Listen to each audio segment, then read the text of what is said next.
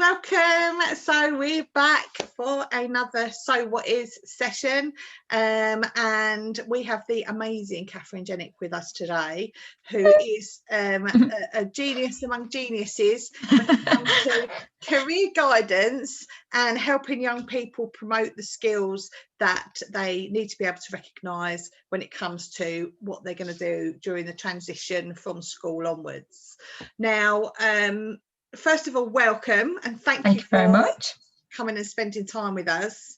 And my experience of careers advice was a cupboard, in a dusty cupboard, with a very, very grumpy lady, I think probably was a teacher and didn't want the careers part of the job on her as well, who went through a tick sheet, told me what I was rubbish at, and then suggested something much beneath my skill set, because that's what had come up on a click sheet. So, and I'm aware that of my generation, that's probably very similar, and probably up to the last maybe 10 or 15 years, that might be people's experience.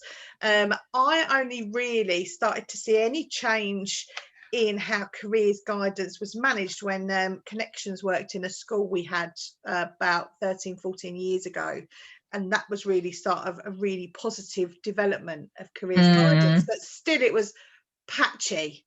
Yeah. Where are we now with careers guidance? Because I know from all your talks and everything you do, you know, on social media, we're a long way forward from where we were from my dusty cupboard days. Yeah, but you know what, that story you just told is something I've heard so many times before, and it's such a shame. It's certainly not true of career guidance now, no. But it is unfortunately a lot of people's experiences. So it's, you know, I sometimes feel like I'm on like a little mission to sort of cheerlead careers guidance practitioners, because actually there's some amazing people doing such amazing work, but a lot of people who are older, unfortunately their experiences wasn't particularly positive. So you know, I had a similar experience. I can remember I had to sort of answer some questions on a computer, and it was very like and it kept, this magical sheet came out at the end. And I think because I'd said I liked books, it said I should be a librarian. You know, and it wasn't the greatest of experiences. But yeah, career guidance now is just when you know, in its absolute best, it is all about helping a young person to really understand themselves better. Because actually, if you think, I often describe careers as like a journey, and the fact that you're going to go on this journey, and journeys are unpredictable. There's twists and turns, and there's crossroads when you have to pick which direction to go in. There's going to be dead ends. There's going to be, you know, unpredictable things happen on journeys. And actually that's what a career journey is like. And the best way to have a happy and successful journey is to know yourself well. So know what you like, know what you're interested in, know what is important to you, you know what gets you excited. So you know those days when you get up in the morning and you think, yes, brilliant, I'm doing that today. And knowing those things about yourself is what I suppose the job of a careers advisor is to help people to understand that about themselves. Yeah, because and I suppose from my experience as well, it's you know, careers was always very much, I think the early days when I was sort of first aware of it, it had to tread a very fine line. I think sort of not everybody's always aware that, you know, careers guidance in school is you're still looking at outcomes and models of children who are not then described as neat, so which is not in education, employment or training. So the targets are that every child needs to be supported to do something. And that's not always necessarily the same for all children, is it? Because, they're all young people by then. So it's a tricky balance, isn't it, I guess, between promoting what's best for them, but making sure that something is provided to help them not fall through a crack or be left out of things. Yeah, and actually, although there is a sense of promoting what's out there, actually what you really want is for the young person to be able to make the choice themselves. So not being, you know, encouraged or discouraged to go in one direction or another. Actually, it's really important that they are making the decision. And you know, for me, is my job as a careers advisor, I will always say to my students, my job is to help you make decisions. It's almost the process of making a decision. How do we choose? You know, we spend all day, every day, we make decisions. You know, what we're going to have for breakfast, what we're going to wear. You know, some of the decisions are tiny decisions, and some of them are, you know, impact on our lives massively. But some of the processes that we go through are similar, you know, the way we make a decision. But we might not have ever really thought about it before. You know, are we somebody that likes doing pros and cons lists? Are we somebody that likes to go with your gut instinct? Are you somebody that likes to go and do lots of research? You know, and actually there's so many different ways that we make decisions, and actually stopping and thinking about that is a really important skill in itself, really. So it has really come on from ticking a few boxes to see which box we can put you in to evidence something.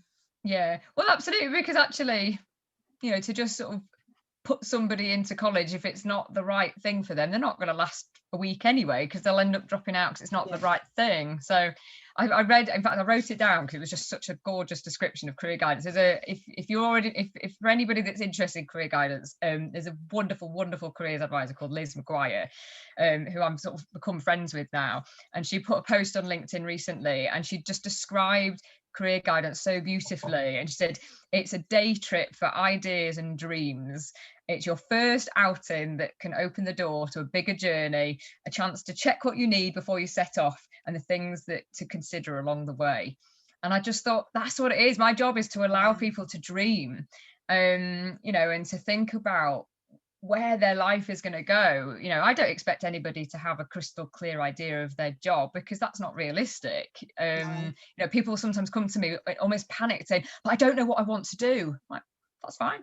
Yeah, that's fine. And actually the sort of the pressure that sometimes people feel to have like a job title, I want to be a whatever. Actually, you know, jobs change, jobs come and go, new jobs are invented all the time.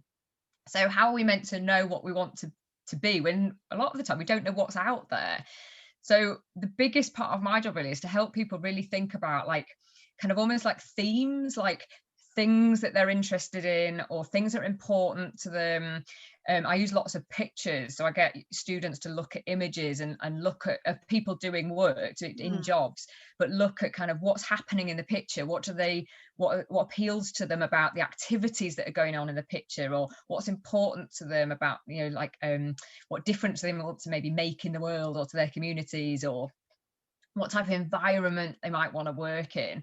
So rather than fixating on a job title, it's actually, what things do I want to be doing? What activities would I like to be doing? What type of environment would I thrive in? Do I like to work on my own? Do I like to collaborate with other people? You know, do I do best when I'm in a team? Do I like to work outdoors? Do I like to be very active? You know, it's thinking about, you know, really what makes you basically. And knowing that means that when you're on this journey and you find yourself thinking, well, is that path better for me, or is that path better for me? Is that course better for me, or is that course? By knowing yourself, then you can make a much more confident decision of, I know that course is right for me because I know it's going to suit my learning style, it's going to suit my personality, it's going to be something I'm interested in, I'm going to want to get up in the morning to do it. So it's really important to know yourself, and then you can make really good decisions. And that sounds lovely, and that sounds so much more removed from my experience. But do you get a lot of young people who are still expecting a lecture or a tick box experience, or is it still, are you still, because we mirror, you and I have talked about projection before, we mirror sometimes our children. So sometimes I don't think I ever massively encourage my daughter with her careers sessions because of my experiences. So I guess you get some teenagers whose parents didn't have a great experience and are not really aware that it's changed so much, and it's probably still very much different in different schools. I mean, any careers advisor would say that one of the most important parts of the kind of the process of careers advice is the very beginning, when you agree with the young person what it's all about.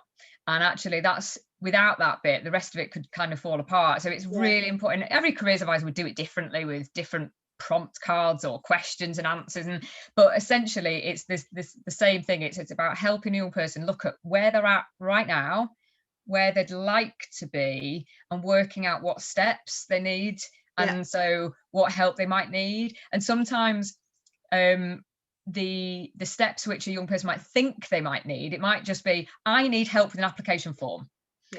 And that's only one of the steps, because actually the application form is just the bit of paper you have to fill in to get in. But actually what the careers advisor will help you do is look at what else those steps are. So actually, do you know what the course is all about? Do you know that whether you're going to like it or not? Do you know whether, is there people that you need to speak to find out more about it?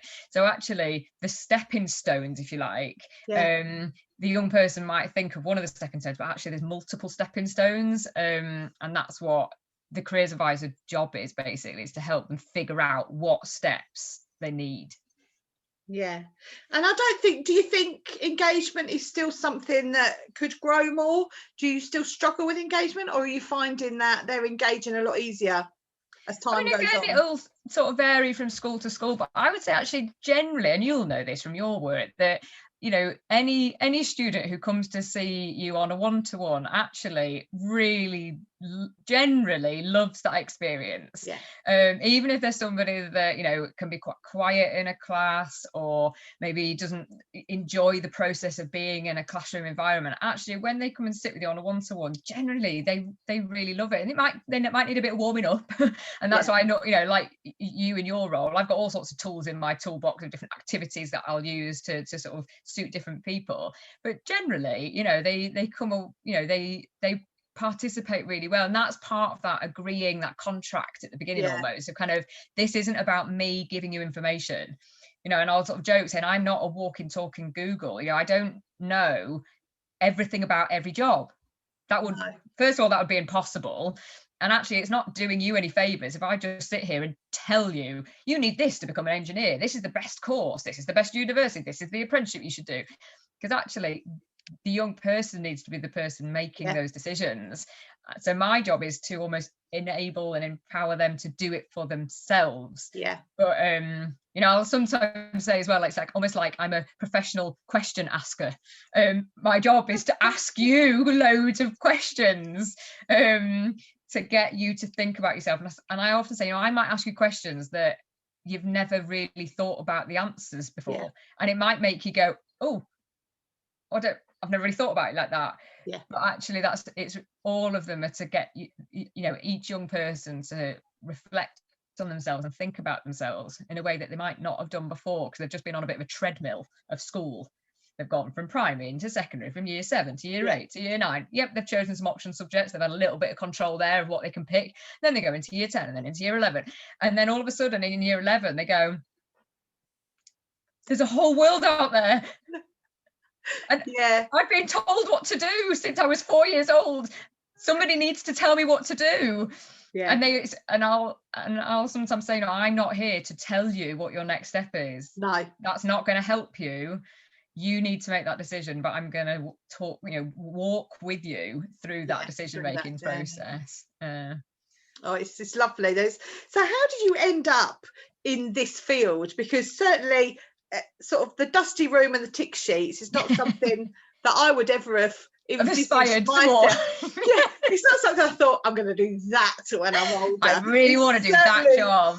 And that's when we talk about life journey, because I've been in this field for just over 20 years, but I didn't start out in this field. I was led here, and that was part of my journey. It was one of my twists and turns. So how did you get to be where you are? Yeah, it's funny you say that. So there's a children's TV program on CBBC, and the name escapes me at the moment. It's like a sketch show based in a secondary school, and I can't for the life of me remember what it's called at the moment, but it's really funny. And there was one episode where it was they sort of flip in and out of different classrooms, different teachers, and it's all this sort of stereotypes, the really awkward stereotypes of different, like the geography teacher with the patches on his elbows and all that kind of thing. And anyways, there was the careers advisor episode, and my kids were like, "Oh, mum, it's you!" And I was like, "Oh, I knew I was going to be cringing, and it was like a stuffy office, and it was this woman saying, well, I've always wanted to be a careers advisor because, you know, my careers advisor told me I should be a careers advisor, and her careers advisor told her that she should be a careers advisor. And it's just, oh, it's so cringy, but it did make me laugh. But yeah, so I didn't have like dreams of becoming a careers advisor when I was at uni. So I did, it's really funny. I found the other day a dusty old, it's called a record of achievement that they did in the 90s, where like it was a record of certificates and things you'd done at school, and there was like a personal statement in there of kind of what you wanted to do in the future. And in there, it was really interesting sort of listening to my 17-year-old self. And I suppose it's a lot about what I talk to young people about now, because I didn't pinpoint a job. I talked about, I want to make a difference. I don't know quite how, but I want to work with young people. Don't want to be a teacher, but I definitely want to work with young people. So there's lots of kind of themes coming out. Yeah. And I went and did psychology at uni. And then in my last year of uni, I sort of wanted to, I was sort of getting to the point where I was a bit fed up with like just learning. I wanted to get my teeth into something.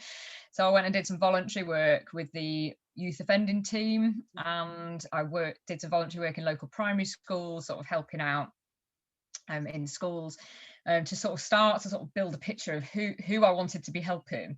And then we had an information session with what was Connections. Yeah. And they came and talked to us and said, there's this brand new thing called a personal advisor. And personal advisors work with young people. They're not social workers, they're not teachers, they kind of help young people sort of along their journey, along their life, figuring out what they want to do. And I was like, light bulb, this is what I want to do. This is it. I found it. So I applied, had a shockingly bad interview and didn't get the job. And also didn't have enough experience either. So I was, looking back, I think it was actually a really positive thing, because it made me really stop and think, I'm not doing it automatically just get what I want. I need to do more. So I went and did some more voluntary work. I worked with adults with learning disabilities for a little while, really loved it, but thought it's definitely young people that I want to work with, not older ones.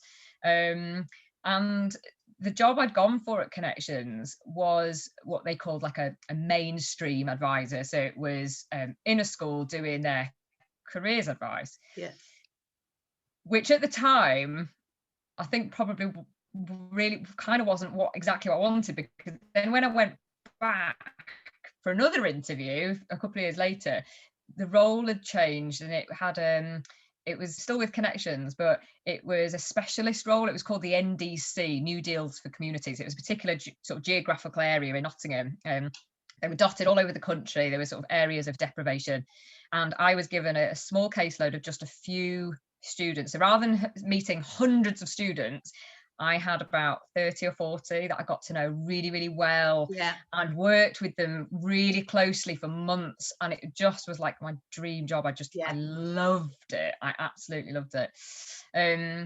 But yeah, it's I forgot before that I'd done some mentoring. I've worked as a transition learning mentor in a secondary school. So I was helping with the transition from primary through to secondary. So I basically spent years doing all sorts of different roles with different people.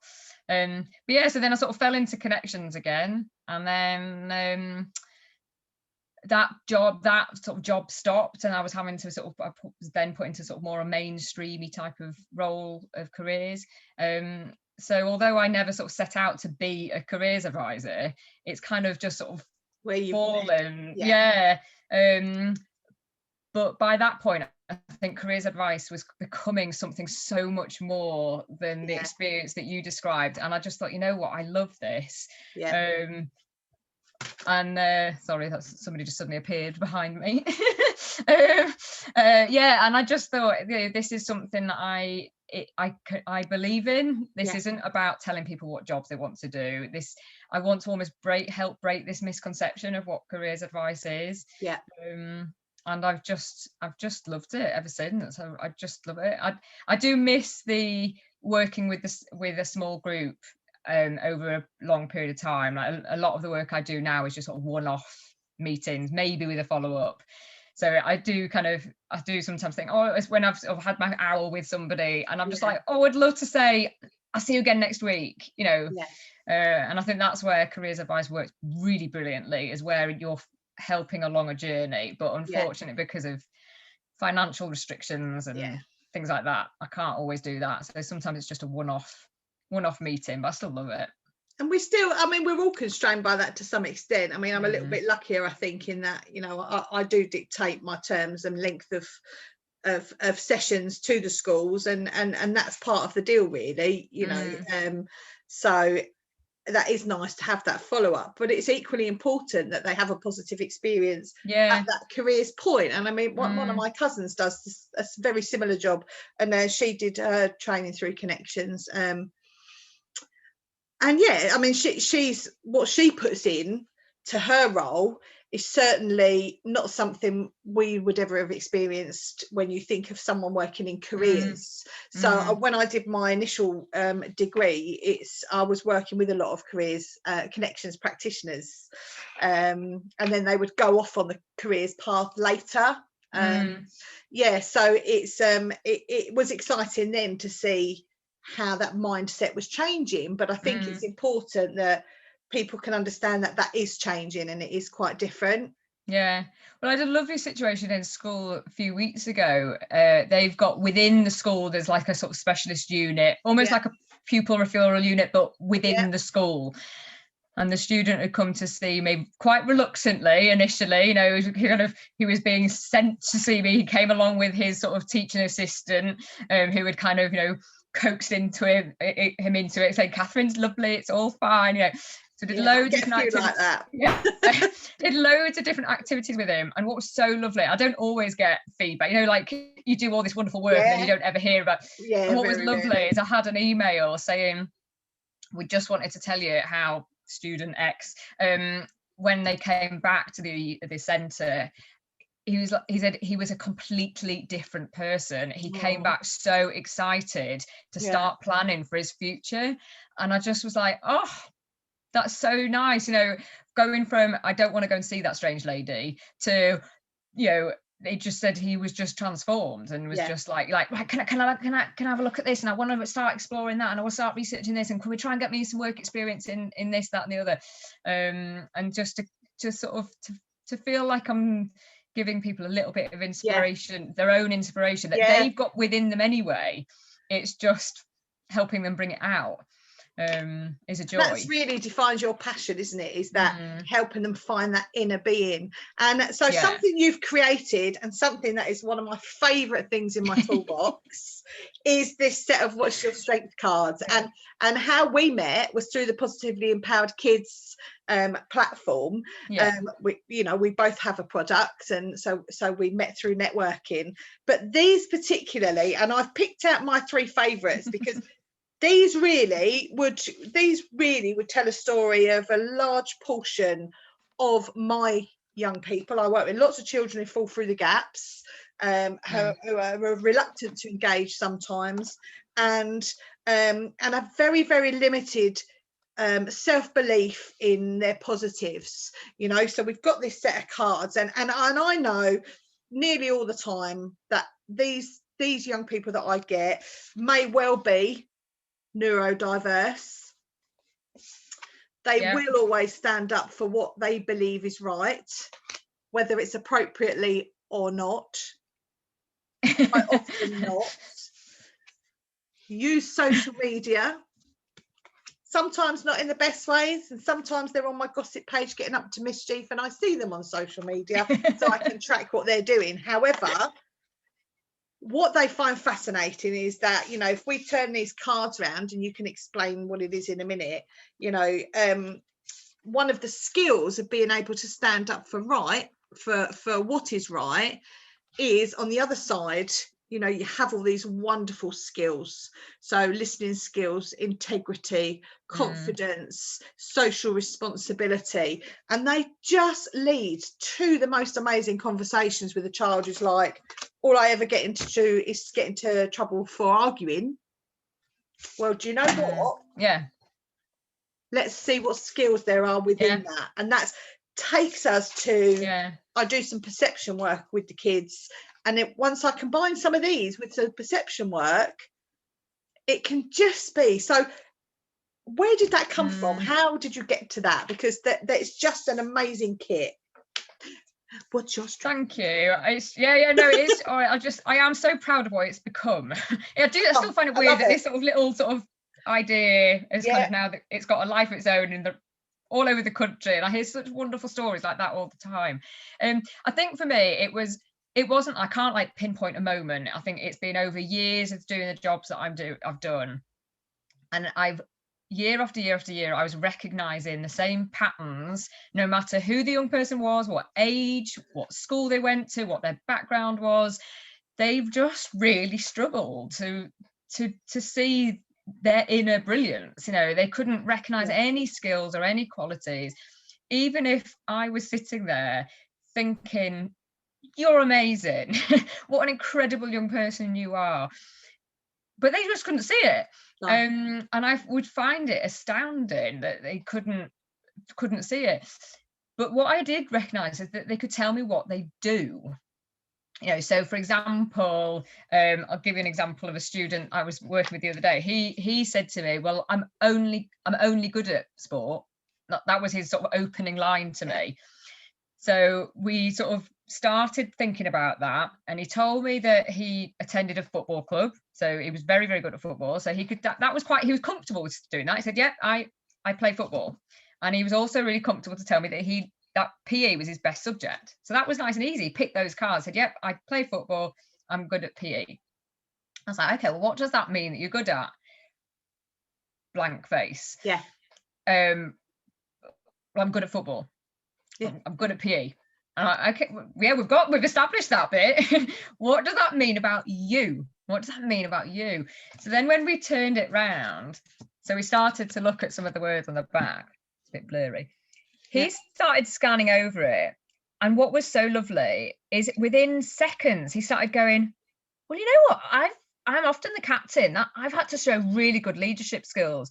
And you know what, I have to turn up to, you know, my football team every week. That means I'm really reliable and I communicate really well. And you know what, when the rest of the team are feeling a bit low because we're losing at half time, I'm there to motivate them and I encourage them. And this has all come from him. You know, he was using the words as a kind of a bit of inspiration, but then he was telling me these wonderful stories about how he demonstrated those skills. Yeah. But then what was lovely is it was literally, I watched the penny drop as he went, I could use those skills at work.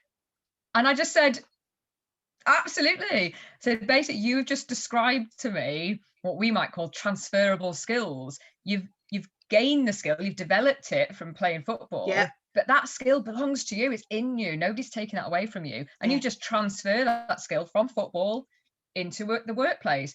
And and how all workplaces need people to be good communicators and good leaders and encouraging of their workmates, and all of a sudden literally he was going, I could, that's something I could tell, but when I go for an interview I could tell them about this. I was like, yes, absolutely.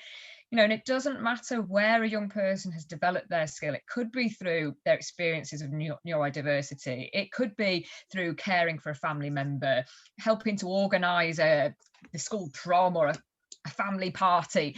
Really doesn't matter where they've developed it. It's the fact that they own those skills.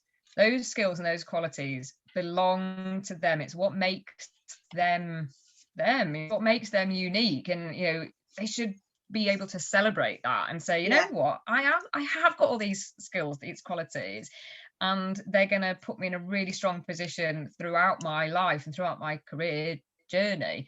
But yeah, so it's based. Sorry, go on. I think what's really important for me is that you've got the subjects and you've got the school stuff and you've got lessons that they might do, but the ones that I think I use more are the ones that are just general in life. I do have lots of young people who are young carers, and that patience, time management, communication, dedication, being a creative thinker, they're not things these kids would think about. Cooking meals for family. Got young people, loads of young people that would say, well, I don't do anything, but they do help out at home. But the thing is, because so many of these activities are so much part of their everyday life. Yeah. That they, and I think we all, adults as well, it's very difficult to recognize our own brilliance if it is just part of who we are. If it's just like a natural thing within us, just part of our personality, or it's just an everyday task. It's like, well, what's so special about cooking? Like, I just, I have to cook because my mum works every Tuesday night, so I have to cook for my little brothers and sisters. That means that you've got all of these skills. Just because you have to do it and it's part of your day-to-day life doesn't mean that you should devalue it. Because actually, and that was really important to me when I was making the cards, because I thought, yes, there are some sort of more obvious things, like even like the sports team, really, if you really think about being in a sports team, you can break that down, or playing an instrument means this. But actually, for a lot of young people, just their everyday lives is what has helped them become who they are. It doesn't need to be, I've done some formal work experience and that's helped me get these skills. Actually, just being, I think there's a card in there, it's something like I can't remember exactly the title. Oh, there it is. Acted as a peacemaker between my friends. I've got that one here. That's just an everyday one. And this one, I get so many kids that are like the class clown, and that's how I say, I just muck about and I make my friends laugh, because for whatever reason learning's difficult. But even just to be able to pick that out and say, well, look, there are still a skill set involved in that, and in turning it into something that you can use as a positive. I think every single young person deserves the chance to shine, every single one of them.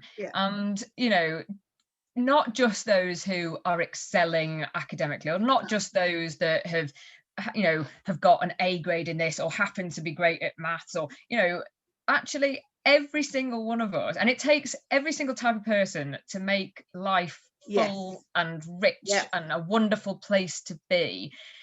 And actually, I want young people to be able to celebrate their diversity, because you know what, if we were all the same, it'd be a really boring place to live. If we were 100%. All like intellectual, algebraic science equation-y, geniuses, wouldn't be all that much fun.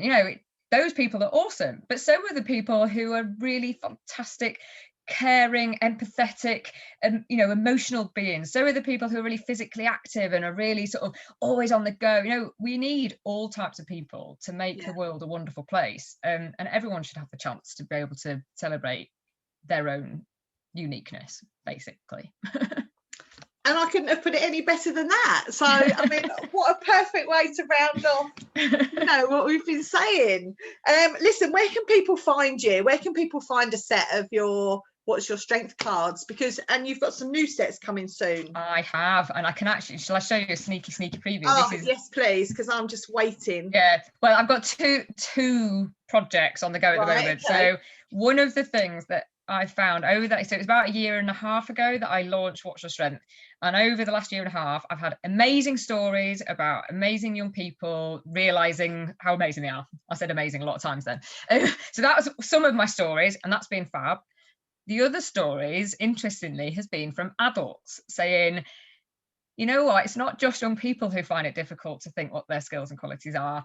We do too, and actually it's something that I really struggle with. So I just thought, particularly with 2020 being such a challenge for so many of us, and lots of adults have found themselves out of work and trying to sort of build themselves back up enough to apply for jobs, and they've sort of lost sight of what their skills are, because they might be out of work for the first time in a long time. And so anyway, I set to work and spent a lot of 2020 creating a new pack. This is literally the first pack, because this is it arrived yesterday for me to. So this is what I could proofread it. So I'm in the process of just proofreading it. And it matches my top.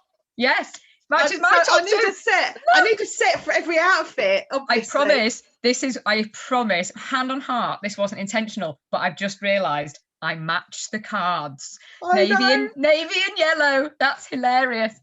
That wasn't intentional. So basically the concept's the same. Yeah.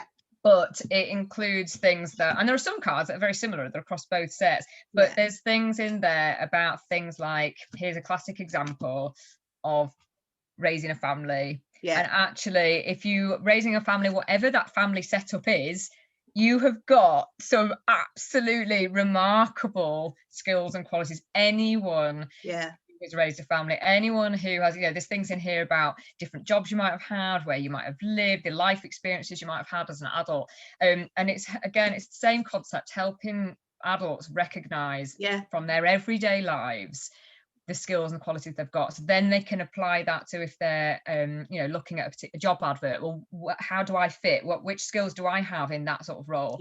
When they're sitting, when they're completing an application form or sitting in an interview, they can say, well, actually, the experiences I've had with this particular part of my life would make me a really good person for this job, because I've got good problem solving skills, I'm a real creative thinker, I'm whatever it might be.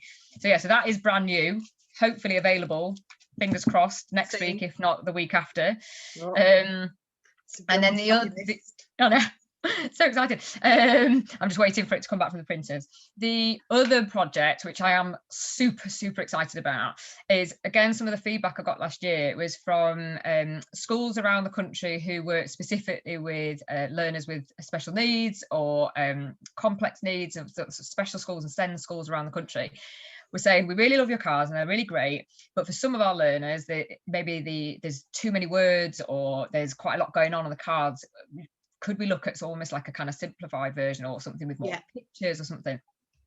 So I can't show you anything yet, because it's all just on my screen, but basically it's a truly collaborative project, which just makes my heart sing. So I've got special schools around the country who are helping me. I don't know whether you've heard of the Skills Builder Partnership. They're worth looking at if you've not come across it yet. Lots of schools are using their platform to look at 8 top skills. So basically, schools are using their framework of these 8 employability skills to create activities and things like that.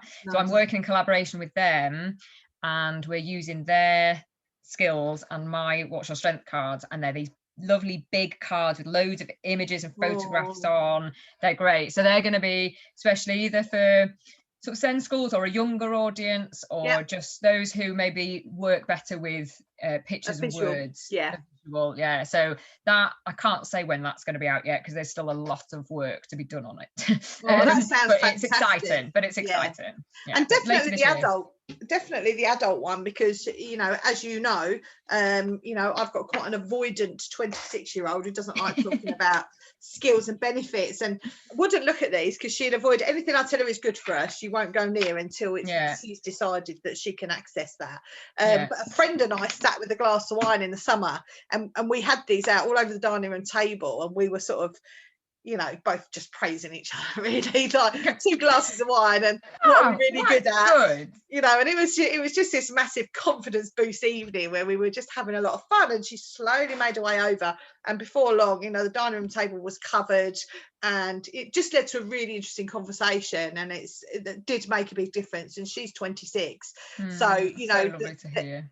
And there's lots of there are a lot of young people. She is still classed as a young person, because she has extra support. But even, with job centre interviews and future planning, and, when they're older and a bit lost. And I think it's an amazing idea, and I'm really excited. So where can people get them? You have a website? So I should come to the side behind me. whatsyourstrength.co.uk is the main site. They are actually available on Amazon now, but that's a story for another day, Amanda. We both have Amazon tails. I'm trying to get my head around that, but the main place, the easiest place to get them is just to go to whatsyourstrength.co.uk, and it's all on there. And there's quite a lot of free downloads on there as well, lots of different. They're all around helping young people recognize their sort of what they're good at, but there's some free worksheets and things like that, as well as the cards to buy. Oh, brilliant. We love a free worksheet. Absolutely. And then for professionals and schools and things like that, and as well as that, so contacting you're Katherine Jennick on LinkedIn. Katherine Jennick on LinkedIn, Kay Jennick on Twitter. They're sort of the main places where I sort of hang out digitally. LinkedIn mainly. But I'm doing more I'm hoping over the next year or so to do more sort of training, or going into schools and doing that sort of thing. But we'll see where the next little See where your chapter of my journey takes journey you. takes me. Absolutely. Yeah. Who knows? Who knows? Oh, well, it's been really lovely to talk to you. Thank you Thank you so for much. inviting me along. And then I will put Catherine's links under the video when I load it up on Fabulous. YouTube. And then if anyone wants to be able to contact you, they can. Awesome. Thank you so much. No, take care of yourself. Bye. Bye.